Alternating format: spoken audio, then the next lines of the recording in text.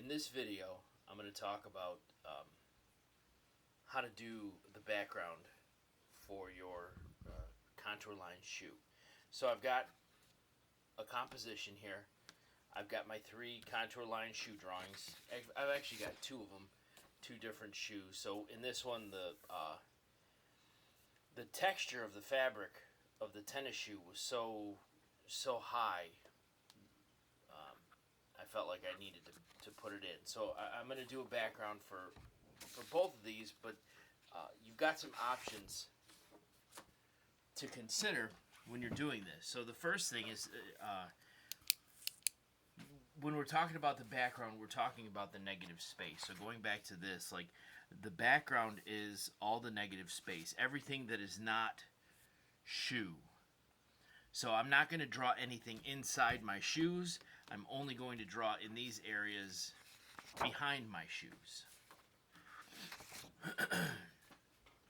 So here's what you have to have for your background. You have to have you have to use line to separate space. Basically, in this background, I want to break. Essentially, what I have is I have this smaller chunk down here, and then the shoes in this composition all touch. So I've got this little piece here, and then I've essentially got this bigger piece up above it.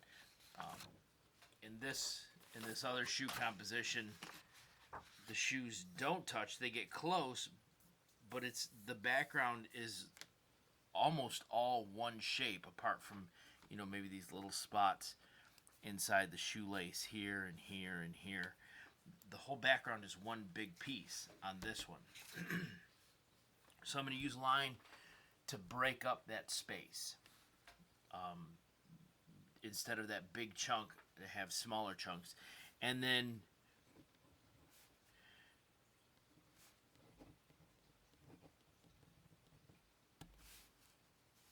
so use line to separate space, let's say, into smaller shapes, and then use a gradient across those background shapes. So those are the 2 things, number 1 and number 2. Those are the 2 things that you have to do for this background. So how do you approach that? Well, you start with asking yourself, do I want to use organic or geometric lines? And then ask yourself, do I want to use lines or do I want to use shapes? And then, do I want to overlap or do I want to connect like puzzle pieces? There's probably other decisions that you might come across that you have to solve, but in my experience, these are the 3 that kind of direct what my background is going to look like. So if I'm using organic lines that connect, it's going to be like this. Lines that kind of branch off one another.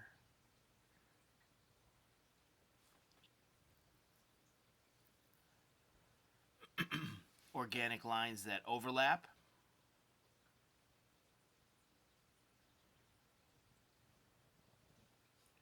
Would be doing something like this.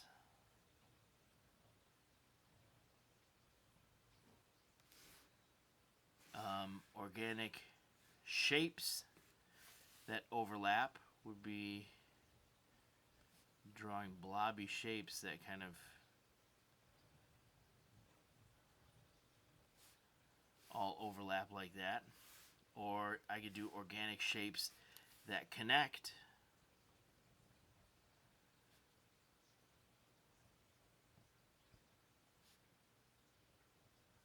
And that's similar to this, but with this one I was drawing those lines, and if shapes happen, they did. On this one, I'm intentionally drawing shape by shape. So you can see that this kind of does still look different than that. Use a cool gray marker to separate those. So that's organic lines. These two are organic lines, lines that that connect, and these are lines that overlap. These are shapes that overlap and shapes that connect. So geometric, I'm actually going to use a scrap piece of cardboard for this.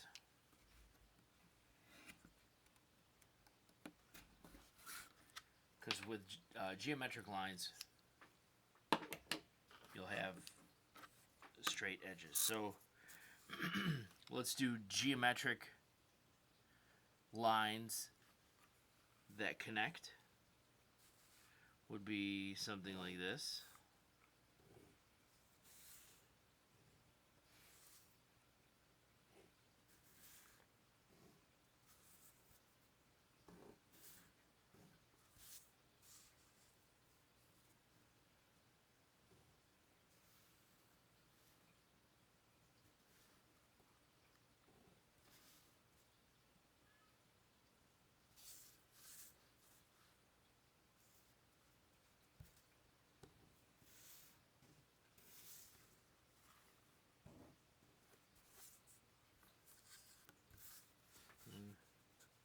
Kind of make shapes out of those, because ultimately you want smaller shapes.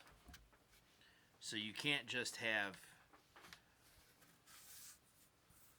a series of lines that don't actually close off to create different shapes. So here's this is geometric lines that connect. Let's do geometric lines that overlap. Whoops, get a little. I'll keep going on that one.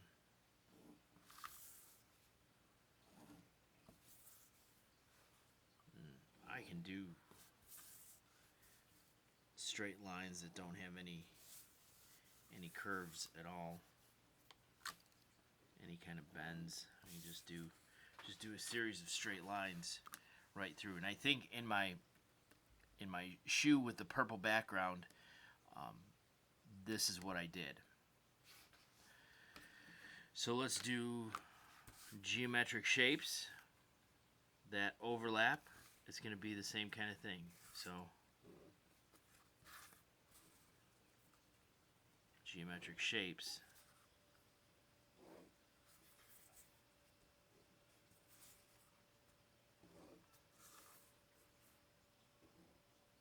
So the overlapping, while you're drawing these geometric shapes, you get these kind of randomly occurring extra shapes that happen in the overlapping area, but you don't have to overlap. Like I said, you can, if you wanted to do something like this, where you just draw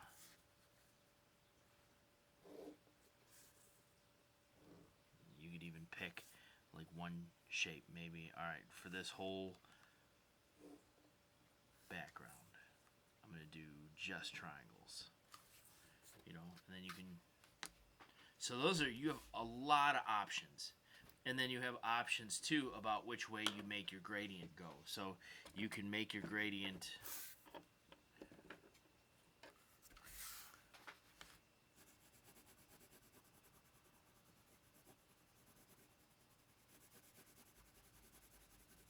go in one direction.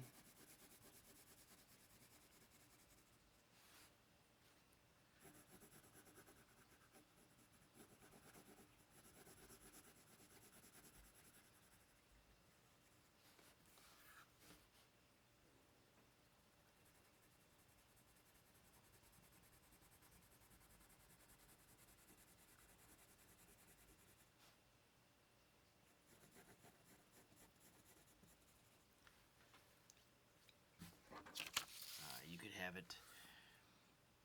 Somebody did this and it kind of looked cool.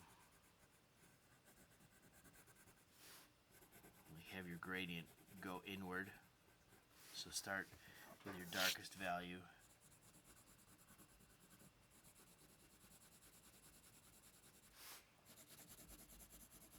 And of course I'm doing this pretty fast because once you get the idea, I don't know. You do something like that, and like of course with all these, blend them.